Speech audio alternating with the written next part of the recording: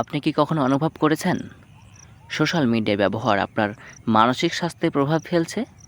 আজকের ভিডিওতে আমরা আলোচনা করব সোশ্যাল মিডিয়ার মানসিক স্বাস্থ্যের উপর প্রভাব, এই প্রভাবের কারণসমূহ এবং কিভাবে আপনি ভারসাম্য বজায় রাখতে পারেন। সোশ্যাল মিডিয়া আমাদের জীবনের অবিচ্ছেদ্য অংশ হয়ে উঠেছে, তবে অতিরিক্ত ব্যবহার মানসিক স্বাস্থ্যের উপর নেতিবাচক প্রভাব ফেলতে পারে। এক গবেষণায় দেখা গেছে অতিরিক্ত সোশ্যাল মিডিয়া ব্যবহার উদ্বেগ, বিষণ্ণতা এবং আত্মসম্মানহীনতার সাথে সম্পর্কিত। প্রভাবসমূহ: ১. আত্মসম্মানহীনতা, অন্যদের পারফেক্ট জীবন দেখে নিজের জীবনকে তুচ্ছ মনে করা। ২. উদ্বেগ এবং বিষণ্ণতা, অতিরিক্ত তুলনা এবং নেতিবাচক মন্তব্যের কারণে মানসিক চাপ বৃদ্ধি।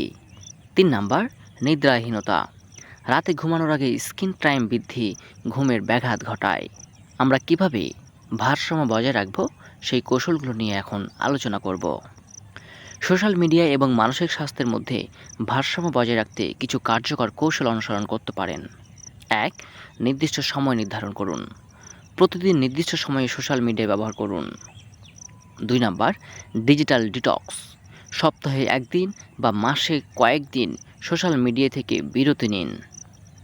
নোটিফিকেশন সীমিত করুন, অপ্রয়োজনীয় নোটিফিকেশন বন্ধ করুন যাতে মনোযোগ বিঘ্নিত না হয়। ৪ নাম্বার, ইনফরমেটিভ কন্টেন্ট অনুসরণ করুন, এমন পেজ বা প্রোফাইল অনুসরণ করুন যা আপনাকে ইতিবাচকতা এবং জ্ঞান প্রদান করে।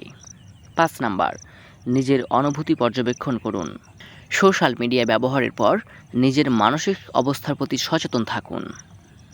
আমরা এখন জানব ইসলামিক দৃষ্টিভঙ্গি।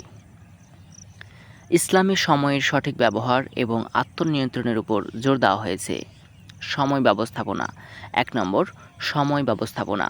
পবিত্র কোরআনে বলা হয়েছে সূরা আল আসরের ১ থেকে ২ নম্বর আয়াতে, সময়ের শপথ, মানুষ অবশ্যই ক্ষতির মধ্যে রয়েছে। ২ নম্বর, আত্মনিয়ন্ত্রণ। হাদিসে এসেছে, সত্যিকারের শক্তিশালী সে নয় যে কুস্তিতে জয়ী হয়, বরং সে যে রাগের সময় নিজেকে নিয়ন্ত্রণ করতে পারে। ৩ নাম্বার, ইবাদতে মনোযোগ। নামাজ এবং দুয়ার মাধ্যমে মানসিক প্রশান্তি লাভ করা যায়। সোশ্যাল মিডিয়া আমাদের জীবনে গুরুত্বপূর্ণ হলেও এর সঠিক ব্যবহার নিশ্চিত করা আমাদের দায়িত্ব। আসুন সচেতন হয়ে সোশ্যাল মিডিয়া ব্যবহার করি এবং মানসিক স্বাস্থ্যের যত্ন নেই।